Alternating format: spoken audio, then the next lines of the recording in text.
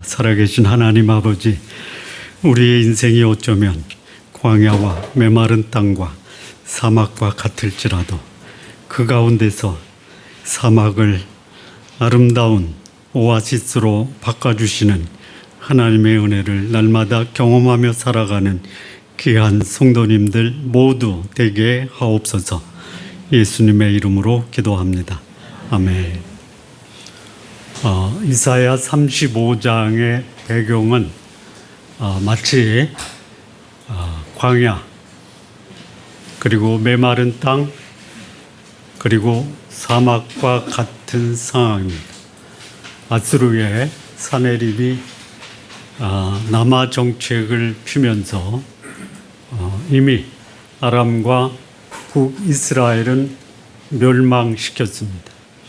그 기세를 몰아서 남쪽으로 남하할 때 유다가 그 인접 국가 블레셋, 애굽, 또 애굽의 옆에 있는 구스, 이디오피아입니다.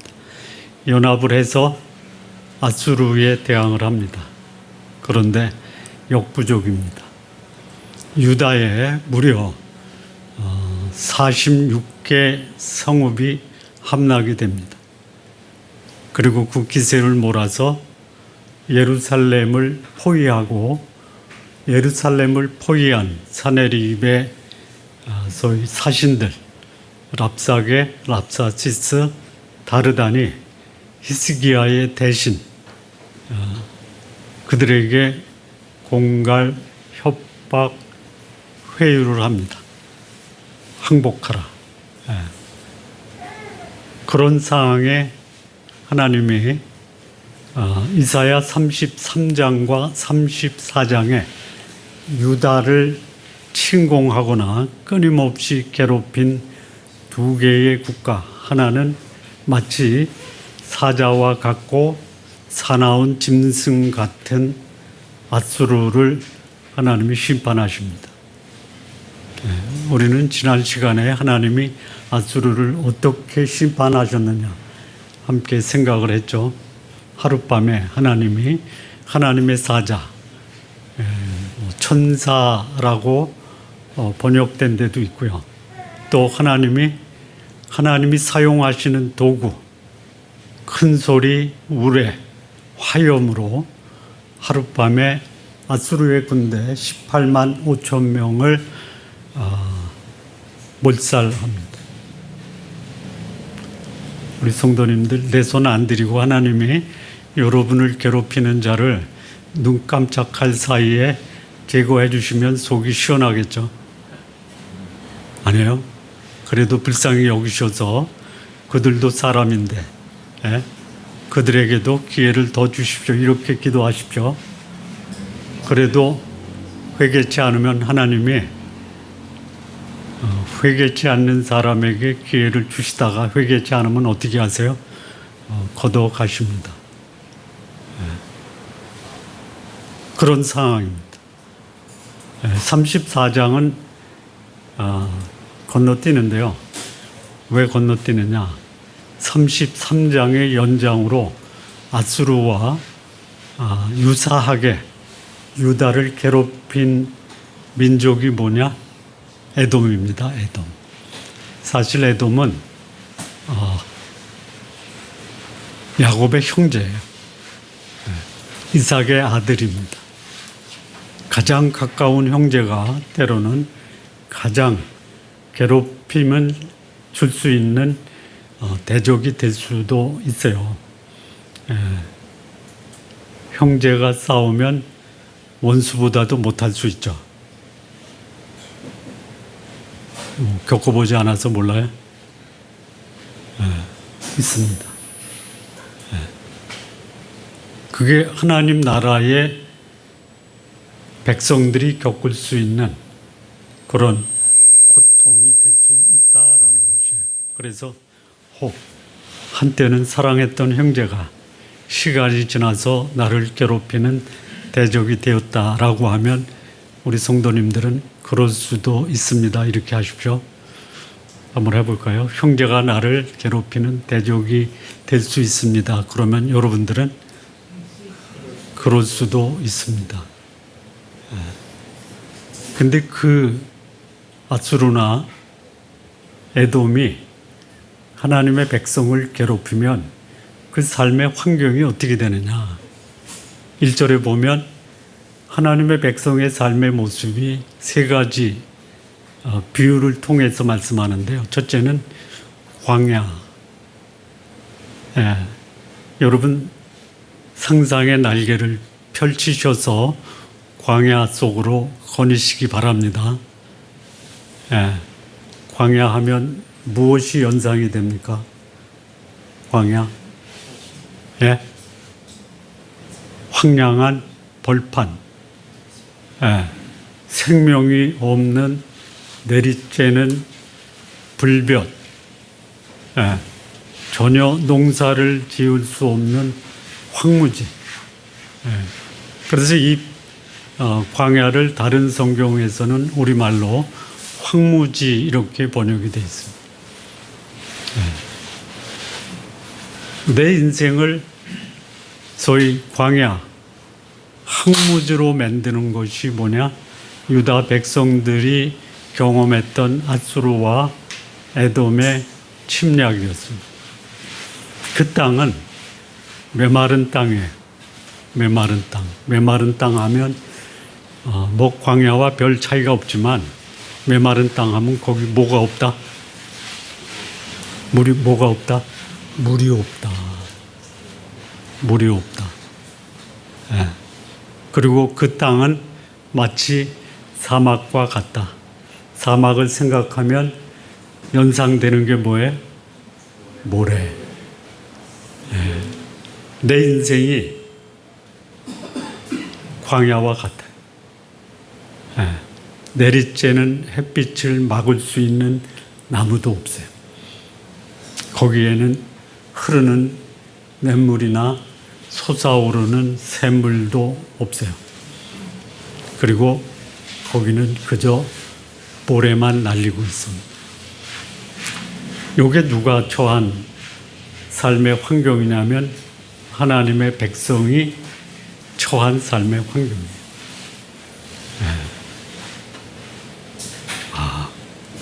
여러분이 삶이 지금까지 살아오면서 꽃길을 걷기를 원하셨죠? 꽃길도 있었죠? 근데 어느 날 그 꽃길이 무슨 길로 바뀌었어요? 가시밭길. 여러분의 인생이 아스팔트 같기를 원하시죠? 그래서 그 길을 걸은 적도 있잖아요. 그런데 살다 보니까 아스팔트가 뭘로 바뀌어요? 비포장 도로. 비포장 도로인데 비포장 도로에는 뭐가 있어요? 그 움푹 패여 있는 것도 있고 올라와 있는 돌뿌리도 있고.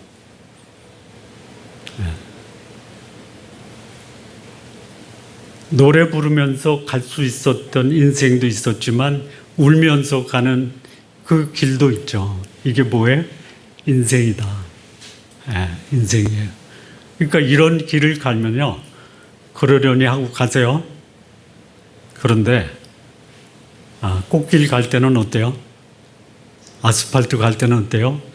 내 인생은 이제 꽃길과 아스팔트뿐이다. 콧노래 부르면서 가는 것이 내 인생의 전체의 여정일 것이다 라고 생각해서 가다가 보니까 어느 날 갑자기 꽃길이 뭘로 바뀌어요? 꽃길이 가시밭길로 바뀌어요. 아스팔트가 자갈길로 바뀌어요. 콧노래 부르면서 가던 그 길이 눈물 골짜기로 바뀔 수 있어요.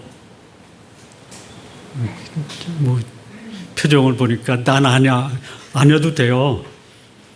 맞아. 나는 꽃길보다는 가시밭길이 더 많았고 아스팔트보다는 자갈길이 더 많았고 콧노래 부르면서 걷던 그 길보다는 눈물 골짜기를 걸어갈 때가 더 많았어.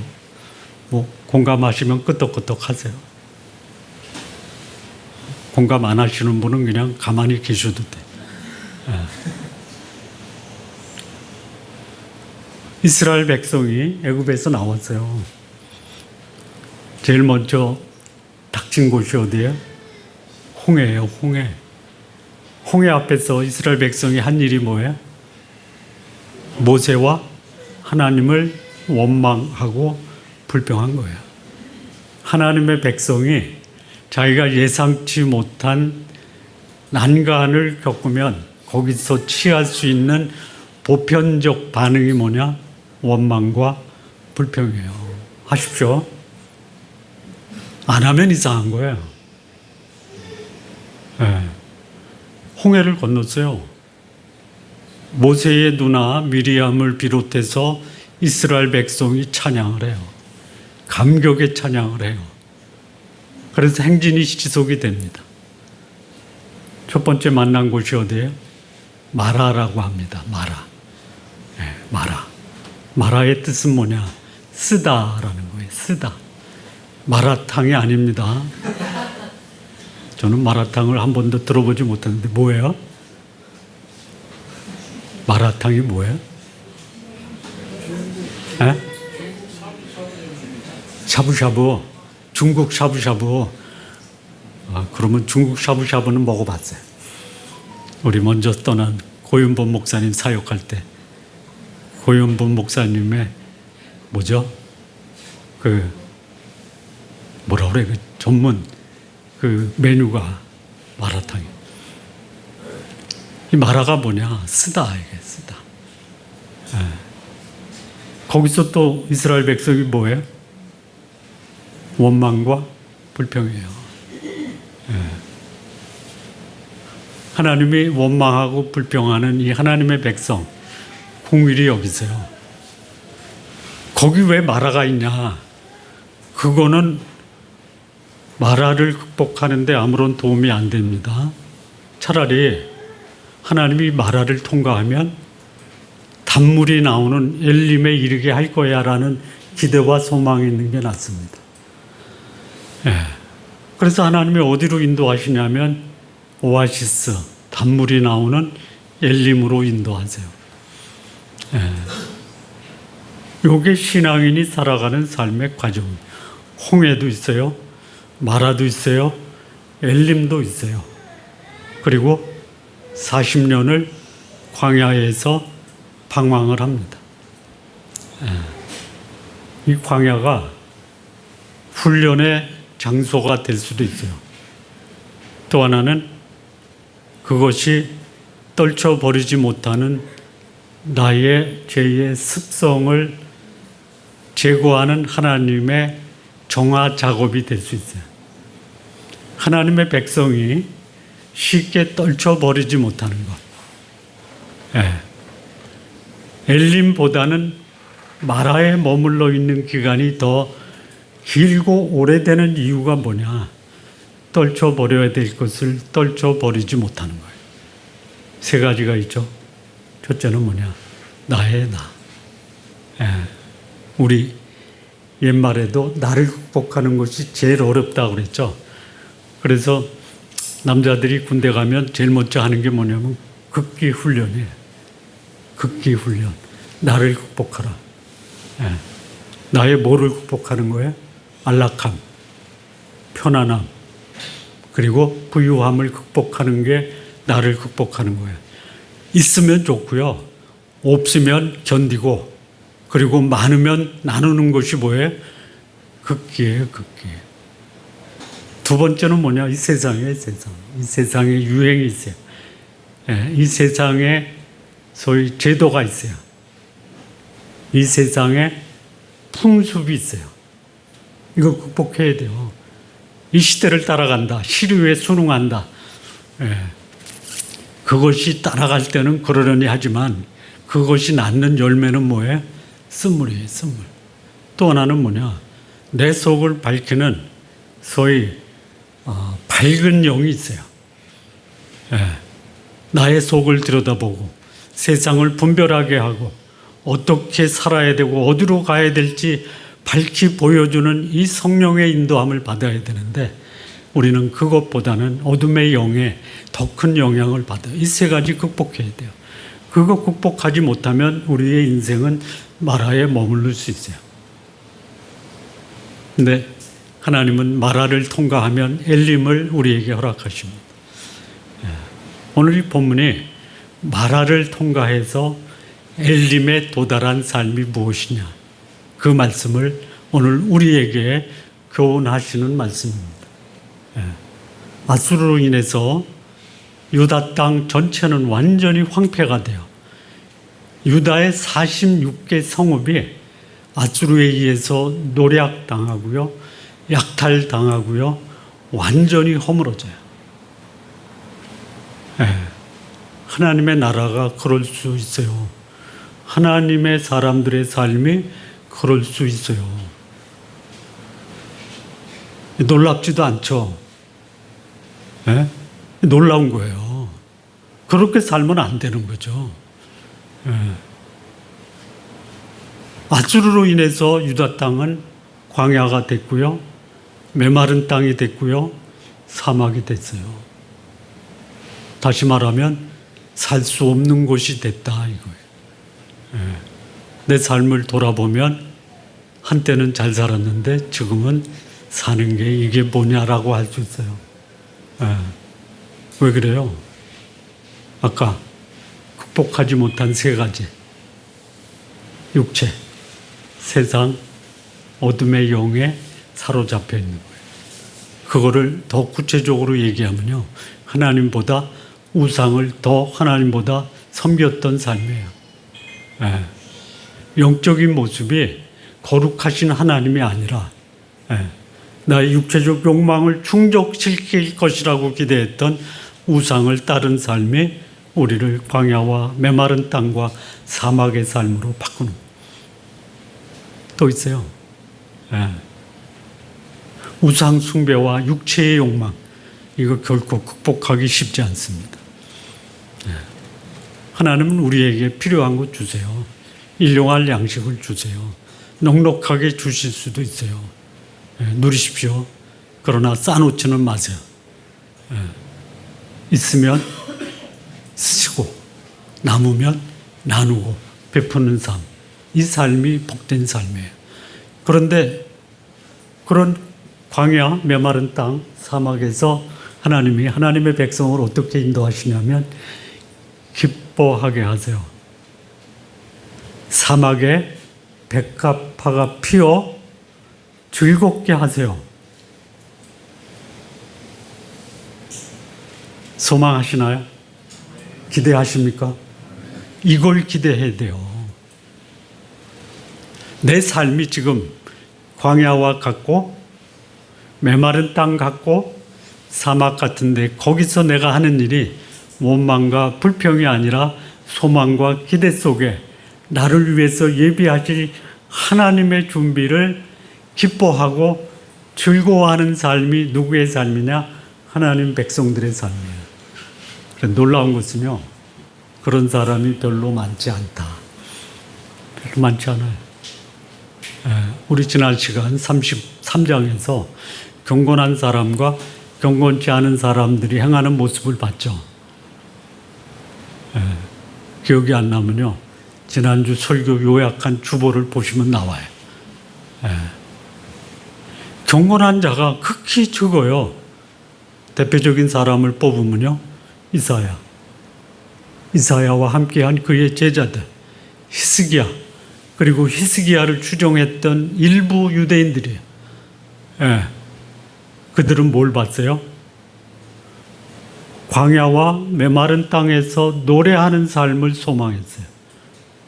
사막이 백합화를 피워 즐거워하는 것을 봤어요. 근데 그게 뭐예요?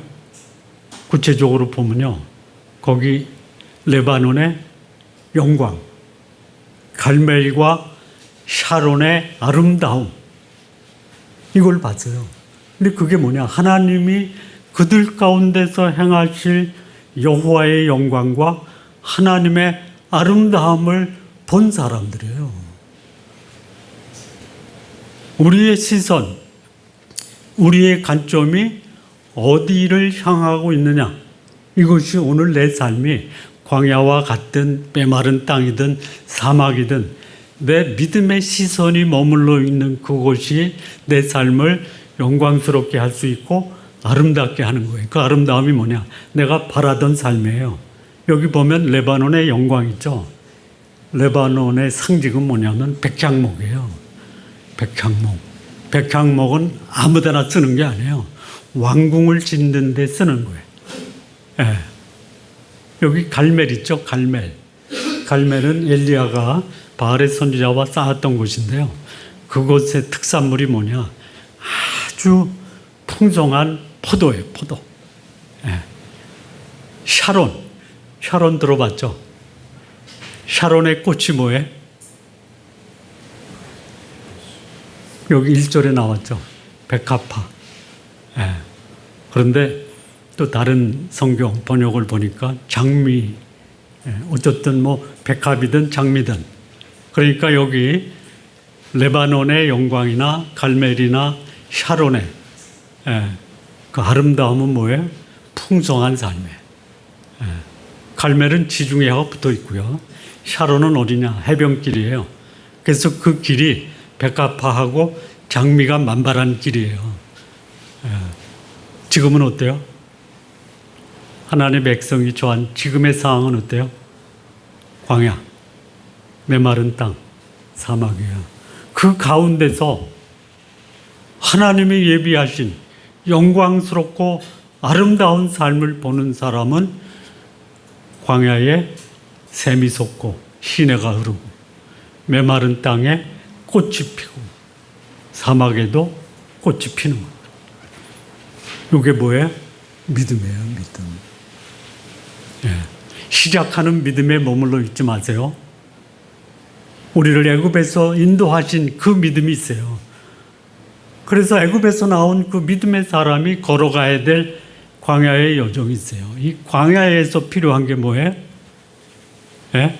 믿음의 여정. 예. 뭐예요? 광야 속에서 뭘 봐요? 가나안을 보는 믿음에. 예. 사막에 꽃이 피는 믿음에. 예.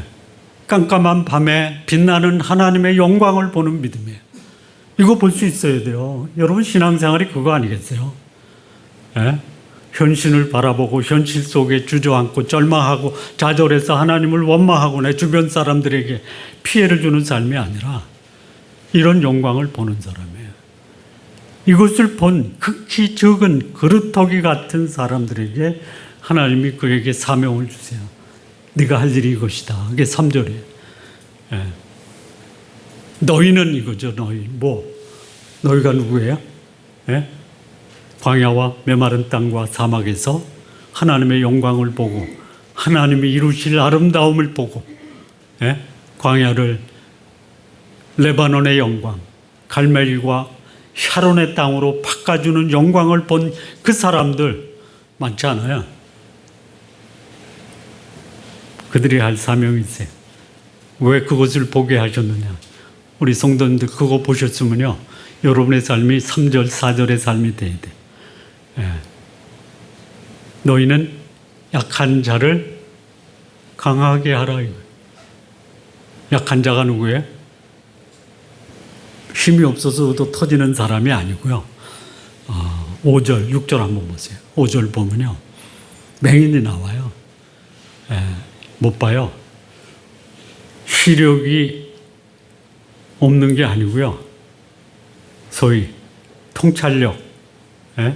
영적인 안목이 없는 거예요. 그래서 못 봐요. 하나님이 우리 삶 속에 역사하는 것을 못 봐요. 예. 보십시오.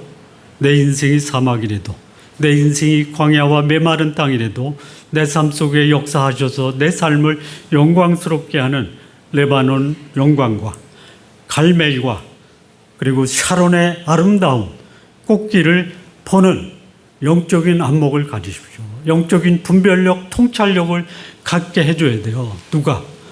그것을 본 사람들이. 네. 이런 증거를 좀 받아오세요. 이번 주에 어떤 사람이 나에게 내가 당신 만나서 보는 안목이 생겼어. 먼저 보세요. 예. 뿐만 아니라 못 듣는 자 있죠.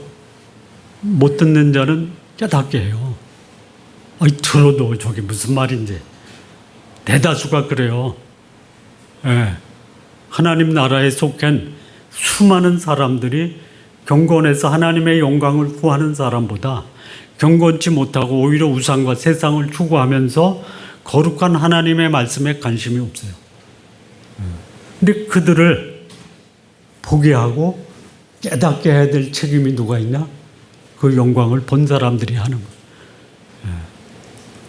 거예요. 우리 성도님들 영광이 보이시죠?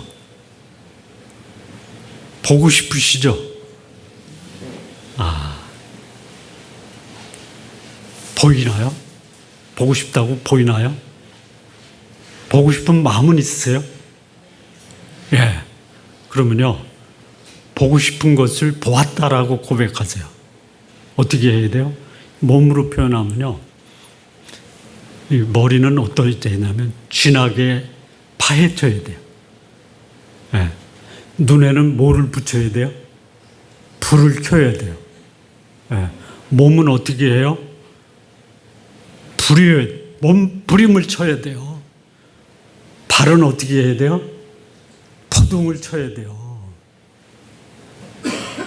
그래야 보이는 거예요. 우리 성도님들 말씀 아침에 봤어요. 그리고 그 말씀이 내 속에 감동으로 다가오는 사람도 있지만 말씀을 읽은 것으로도 만족할 수 있죠. 예, 그렇게 하세요. 괜찮아요. 그런데 내가 이 말씀을 누구한테 전하고 가르치고 연구해서 이것을 작품으로 남겨야 되겠다. 어떻게 해요? 여러분, 우리가 잘 아는 유명한 시인들 있죠. 하늘을 보고 산을 보고 냇가를 보고 바다를 보고 시를 쓰는데 우리도 보고 그들도 보죠. 우리는 보고 끝이죠. 그들은 그거를 글로 남겨요. 그리고 사람들에게 감동을 줘요. 어떻게 해서 가능한 거예요? 머리는 뭐가 난다? 지가 난다. 눈은 뭐가 난다? 몸은? 발은? 그래야 되는 거예요. 제가 여러분에게 지나치게 요구하고 싶진 않아요. 하루에 30분만 시간 내세요. 이것도 한꺼번에 내면 너무 기니까 아침에 15분, 점심에 10분, 저녁에 5분. 보여요, 그럼. 제가 한 편의 말씀을 준비하기 위해서 최소한 이 말씀을 70에서 100번을 묵상합니다. 보여요. 처음에는 안 보여요. 안 보여요. 여기저기서 이 말씀이 막 연관이 돼요. 1절하고 10절 사이에서 이게 이렇게 연관이 되구나. 여러분, 여기 광야 같은 사람, 메마른 땅, 사막 같은 사람이 2절에서 6절까지 4가지가 나와요. 첫째 뭐냐면 7가지로구나. 약한 자, 못 듣는 자, 겁내는 자가 있어요. 그냥 뭐 겁이 나서 아무것도 못해요. 내가 하면 오히려 망치는 거 아니야? 내가 일하고 다른 사람한테 비난받는 거 아니야? 그래서 못해요. 그 다음에 광야 같은 사람 맹인이에요. 그리고 뭐야? 다리 저는 사람이에요. 또 뭐죠? 5절에 맹인하고 못 듣는 자, 그리고 다리 저는 자, 마지막 하나가 뭐예요? 6절에 이 말을 못하는 자예요. 이런 자의 삶이 광야와 메마른 땅과 사막 같은 삶이에요. 내가 신앙생활 하면서 말씀을 들어도 무슨 말인지, 말씀을 보아도 보이지도 않고, 이런 자들을, 이 하나님의 영광을 본 사람들이 깨닫게 해줘야 돼요. 보게 해줘야 돼요. 그래서 그들이 말씀을 보지도 못하고 깨닫지도 못하는 자들이 그 말씀을 듣고 그때 이렇게 돼요. 5절에 보면 그때, 5절, 6절 그때 언제요? 여기 3절에 보면 너희는 하나님의 영광을 보고 그 앞에서 하나님이 나에게 행하실 것을 믿는 그 사람들의 행하는 사명을 보고 그 사명이 나에게 영향을 미쳤을 그때에 사람들이 고백하는 거예요. 맹인들은 보고 못 듣는 사람은 듣고 저는 사람은 뛰고 말 못하는 사람은 기쁘게 노래하는 거예요. 한번 우리 하시죠. 이번 주에 누군가가 나 때문에 슬픈 마음이 기쁜 마음으로 바뀌어서 노래를 했다. 포기했던 사람이 용기를 가지고 다시 시작했다. 이런 증거를 좀 받으시기 바랍니다. 그러면 이런 사람들 어떤 사람이냐? 영광을 받는데요. 하나님의 영광을 보고 끝나서는 안 돼요. 하나님이 그들을 위해서 예비한 대로가 있어. 그 대로에 들어가야 돼. 그 대로가 어디로, 목표가 어디냐? 10절을 보면요. 거기 무슨 성이 나오냐면 시온이 나와요. 시온. 시온. 여러분 시온 많이 들어봤죠? 시온의 뜻이 뭐예요? 네? 뭐? 네. 우리 장로님이 아시는데 이 정도는 돼야 됩니다. 이 시온의 본래 뜻이 뭐냐? 보호하다, 높이 솟아있다. 그래서 이것이 이제 상징으로 의미할 때는 뭐냐면 요새 성체.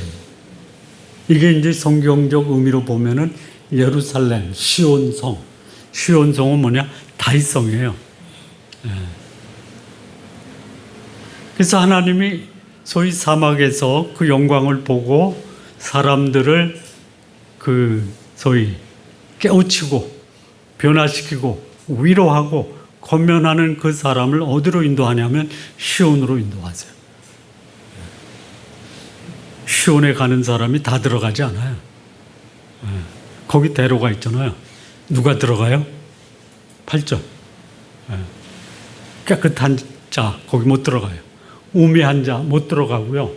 그 구속함을 받은 자만 들어가요. 구속함을 받은 자가 뭐냐? 거룩한 자예요.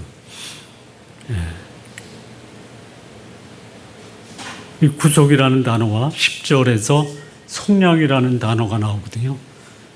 의미는 똑같은데요. 그 뭐랄까요? 그 어원적 의미는 좀 달라요. 구속은 뭐냐? 어두운 데서 불러내어 빛 가운데 들어오도록 하나님이 사신 거예요. 하나님이 사신 바 된 그 상태를 구속이라고 그래요. 속량은 뭐냐? 그 어둠 가운데 있는 자를 사기 위해서 그 대가로 지불하는 그 뭐래요? 사실 속량이 재물이에요. 재물. 죄 가운데서 생명으로 인도하기 위해서 지불해야 되는 대가가 속량이에요. 그래서 그들을 구속받았다. 왜? 속량물을 제공하고 어두운 데서 빛 가운데로 인도하셨다. 그 시온에 들어가는 자가 누구냐? 하나님이 우리를 위해서 예비하신 이 속량의 제물을 받고 그것을 믿음으로 거룩한 삶에 들어가는 자만 시온에 들어갈 수 있어요. 못 들어가는 자가 있어요. 깨끗하지 못한 자 못 들어가요. 다시 말하면 죄 가운데 있고 구속받지 못하고 하나님의 속량과 구속을 외면하고 거절하는 자는 못 들어가요. 우리가 살아있으면서 어떤 사람이 그래요. 천국 가는 거 알 사람, 그거를 간다라고 고백하는 사람은 교만한 사람이 아닙니다. 천국 가는데도 나 몰라. 이게 교만한 거야. 그게 무지한 거예요. 천국 못 가는데 나 천국 가. 이것도 교만과 무지예요. 자, 그러면 내가 구원받아 천국 갈 수 있다라는 근거가 뭐야? 뭐예요? 거룩한 삶이에요. 거룩한 삶. 거룩한 삶이 뭐예요? 가던 길을 방향 전환하는 게 구원받은 거예요. 회개라고 그래요. 그럼 아까 우리가 여기에 영향을 받았잖아요. 어디? 내 육체를 위해서 사는 사람. 내가 구원받고 천국 갈 수 있는데 여전히 내 육체가 내 인생의 목표인 사람, 그가 천국 간다라고 하면 그거는 점검해 봐야 돼. 세상이 내 인생의 목표요. 그런데 구원받았대. 그러면 이거 점검해 봐야 돼요. 세 번째, 어둠 가운데 있는 게 빛 가운데 있는 것보다 더 좋아. 그런데 나 구원받았대. 이거 점검해 봐야 돼요. 근데 이런 사람들이 세상과 육체와 어둠 가운데 있음에도 불구하고 교회 나온다라는 것을 근거로 나 구원받았다라고 하는 이 결정적인 원인이 누구한테 있느냐? 소위 영적 지도자에게 있는 거예요. 비성경적 의식하에 젖어 있어요. 그러면 내가 구원받았다라는 증거가 뭐예요? 거룩함이에요, 거룩함. 죄를 안 질 수 없어요. 그런데 죄 짓고 당연한 죄 하면 이거는 점검해 봐야 돼요. 죄 짓고 아파. 아파야 돼요. 하나님, 제가 죄를 지었습니다. 그래서 우리가 할 수 있는 기도가 있잖아요. 주 예수 그리스도 하나님의 아들이시오. 죄인된 저를 불쌍히 여기소. 여러분, 사도 바울 인생 말년 가장 믿음의 절정기 순교를 앞두고 한 그의 믿음의 고백이 뭔지 아세요? 나는 죄인 중에 괴수다 그랬어요. 우리 목사님은 죄 안 짓고, 그런 오해하지 마세요. 여러분 기도할 때 주 예수 그리스도 하나님의 아들이시오, 죄인된 우리 목사님을 불쌍히 여겨주십시오, 이렇게 기도해 주세요. 안 하실 거예요? 여러분들만 위해서 기도하지 말고 저를 위해서도 기도해 주세요. 깨끗하지 못한 자, 여기 또 하나 나와요. 우매한 자, 그 길을 못 들어가요. 우매하다가 뭐예요? 이 길이 멸망의 길인데 생명의 길로 아는 거, 그거 우매한 거예요. 그 길이 나를 고통스럽게 하는 길인데 그 길이 나를 행복하게 하는 길이라고 생각하고 가는 게 우매한 거예요. 저거를 쉬운 말로 말하면 어리석다라는 거예요. 근데 그렇게 멸망을 생명으로, 소위 고통을 행복으로 알고 살아가는 사람들이 왜 그래요? 지혜에 근원된 어리석음을 극복하고 지혜를 주시는 그 하나님이 없다라고 하는 사람들이에요. 어리석은 자, 그 마음에 이르기를 하나님이 없다 해요. 로마서에 보면요, 하나님을 알되 하나님으로 영화롭게도 아니하고 감사지도 아니하고 오히려 그 생각이 허망하여지고 그 마음이 우둔하게 돼요. 썩어지지 아니하는 하나님의 형상을 썩어질 사람과 금수와 버러지 형상의 우상으로 봐. 우상을 섬기면 필연적으로 그 삶이 어떻다? 더럽다. 우리를 더럽히는 게 뭐예요? 아까 말씀드린 극복해야 될 세 가지 있잖아요. 내 육체를 추구하면 더럽다. 세상을 추구하면 더럽다. 어둠의 영을 추구하면 더럽다. 그런데 육체가 아니라 내 안에 거하는 성령을 따르면 깨끗하고 밝아지고, 세상이 아니라 하나님을 추구하면 내 삶은 깨끗하고 거룩하다. 성령을 따라 행하면 나는 성령의 아름다운 열매를 맺는. 자, 이게 언제 준 말씀이냐? 하나님이 이사야에게 아수르와 에돔에 의해서 상당한 피해, 고통을 당할 때 주신 말씀이에요. 사실 아수르가 물러가도요, 그 유다가 정상 회복되는 데 걸린 기간이 몇 년이에요? 3년 걸렸어요. 3년. 우리의 삶이 이런 궁극적 복되고 은혜가 넘치고 기쁨의 노래를 부르면서 탄식과 슬픔을 극복하는 삶의 비결이 뭐냐? 거룩한 삶이에요. 거룩한 삶. 우리 성도님들 다른 건 다 몰라도 나는 하나님 앞에서 거룩한 삶을 살겠다. 머리에 쥐가 나도록 묵상을 하시고요. 예? 눈에 불이 나도록 말씀을 보시고, 예? 몸부림치고 발부둥치면서 이 거룩하신 하나님 말씀과 더불어 여러분의 삶 사시기를 진심으로 바랍니다. 그래서 여러분들을 보는 분이 저야말로 저가 하나님의 사람이로구나 라는 고백을 받아내시기를 진심으로 바랍니다. 기도하시겠습니다. 하나님 아버지 감사합니다. 이 땅의 삶 때로는 광야 같고 메마른 땅 같고 사막과 같아도 우리를 인도하시는 하나님의 영광 앞에서 우리를 인도하실 아름다운 레바논의 영광, 그리고 갈멜과 샤론의 아름다움을 사모하며 오늘을 살 수 있는 복되고 귀한 성도님들 모두 되게 하옵소서. 예수님의 이름으로 기도합니다. 아멘.